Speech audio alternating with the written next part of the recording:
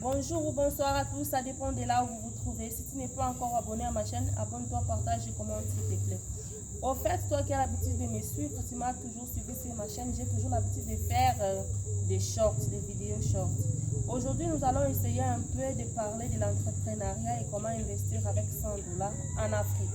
Précisément dans ma ville, à Kisangani, en République démocratique du Congo. À Kisangani, là où moi je vis, tu peux investir avec 100 $ dans plusieurs petites choses. Et là, ça dépend de ce que toi tu vas faire. Il faut bien étudier les milieux, il faut bien cibler ton public. Parce que dans ma ville, les gens n'aiment pas acheter les histoires du cash. Non. Ils aiment toujours des histoires en crédit. Je vais prendre par exemple, si tu as un 100 $, tu peux investir dans les friperies. Tu achètes ton ballon de 100 $.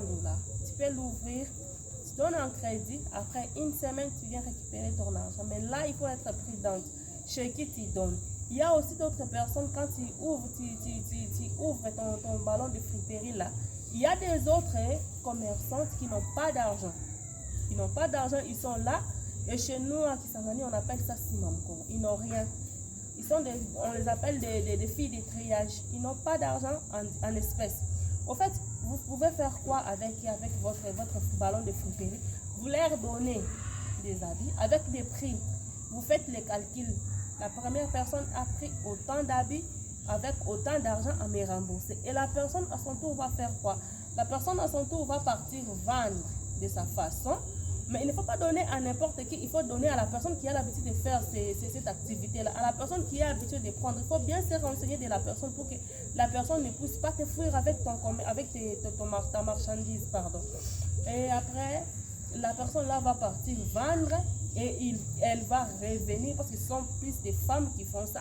Elle va revenir avec l'argent, par exemple 50 000 francs. Après 3 ou 4 jours, elle vient te verser tes 50 000 francs. Et après, elle repart avec son bénéfice. Parce que l'habit que vous l'avez donné, par exemple, à vendre à 5 000 francs.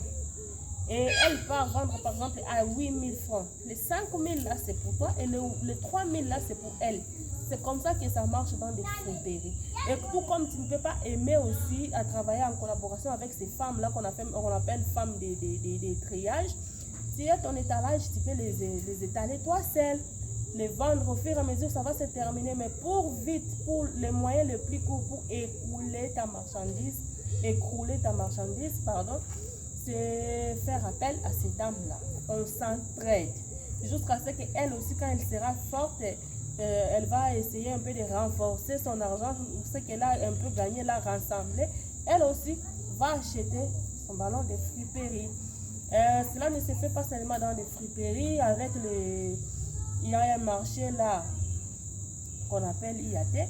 Il y a aussi des mamans qui font ça, qui quittent les montagnes chez eux, ils n'ont rien. Ils partent là-bas chez les mamans qui viennent des villages, de l'huile, les poissons fumés, des histoires pareilles. Ils n'ont rien, ils n'ont pas 100 francs et ils partent là.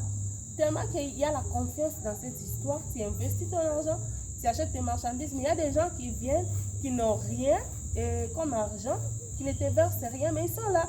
Toi, tu es là, tu t'assois, mais ils sont là, ils ont pris des histoires. Vous faites les prix. Non, mon poisson, ça coûte par exemple 100 000 francs. Il te dit, ok, je vais te verser l'argent après une semaine. Elle prend les poissons ou bien les papas. Il prend les poissons de 100 000 francs et lui va essayer de vendre. Et la personne, rassurez-vous qu'il a son étalage là-bas, elle a son étalage là-bas sur place au marché. Et là, maintenant, il va commencer à vendre. Et après une semaine, elle est obligée de rembourser l'argent du commerçant. Et il y a des intérêts dans ça, vice-versa.